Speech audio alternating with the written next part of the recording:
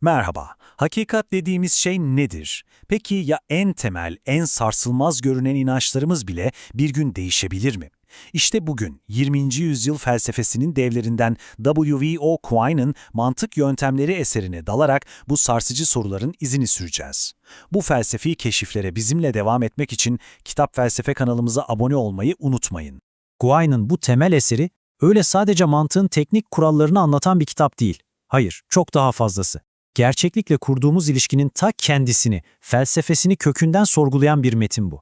Ve Quine işe hani beklediğimiz gibi karmaşık sembollerle, denklemlerle falan başlamıyor. Hayır, çok daha temel bir yerden mantığın varlık amacına dair bu basit ama inanılmaz güçlü tespitle başlıyor.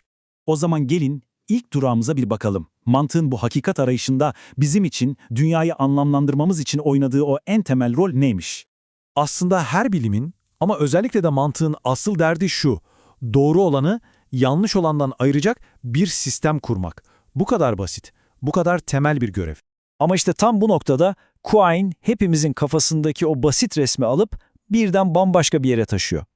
Diyor ki inançlarımızın gerçeklikle bağı öyle tek tek doğruları kontrol etmek kadar basit bir işlem değil. Ona göre bizim inançlarımız öyle tek tek izole bir şekilde durmaz. Hayır. Onlar devasa, birbirine geçmiş, örümcek ağ gibi bir bütün, bir sistem oluşturur.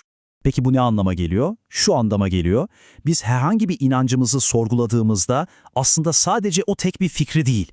Aslında bütün o devasa inanç ağının tamamını bir bütün olarak teste tabi tutmuş oluyoruz. Her şey birbirine bağlı. İşte bu inanç ağı metaforu o kadar parlak ki çünkü nesnel gerçeklik yani o kadehle bizim onu algılayışımız, o öznel dudak arasındaki o kaçınılmaz mesafeyi, o yorum farkını mükemmel bir şekilde kabul ediyor. Peki, diyelim ki yeni bir bilgi, yeni bir deneyim geldi ve bu inanç ağımıza çarptı. Ne olacak şimdi? Bu ağı nasıl düzenleyeceğiz, nasıl bir ayarlama yapacağız? Quine'e göre burada bir öncelik sıralamamız var.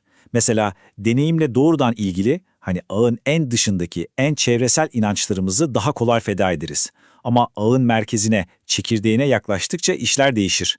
Matematik gibi, mantık gibi temel inançlarımızı korumak için işte onlar için sonuna kadar direniriz.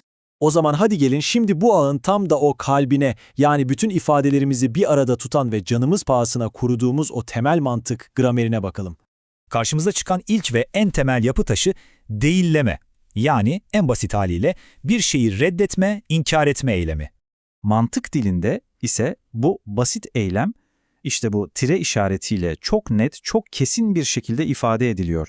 Hiçbir belirsizliğe, hiçbir yoruma yer bırakmıyor. Sonraki aracımız ise ve bağlacı. Bu da basitçe iki ifadeyi birbirine bağlayıp daha büyük, daha karmaşık, bileşik bir fikir oluşturmamızı sağlıyor. Ve üçüncü temel aracımız da veya bağlacı. Bu da bize ifadeler arasında bir seçenek, bir alternatif sunuyor.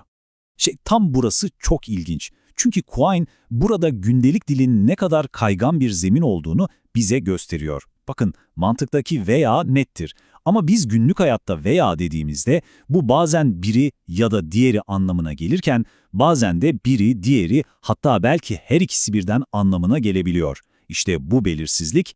Evet, hakikatin yüzeyinden yola çıktık, inanç ağının derinliklerinden geçtik ve mantığın o gramer yapısına, çekirdeğine ulaştık.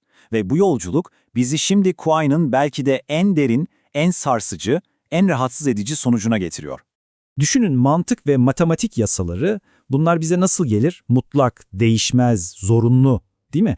Hani o inanç ağımızın en merkezindeki en korunaklı kaleleridir onlar. Ama Quine işte tam bu noktada o felsefi bombayı patlatıyor.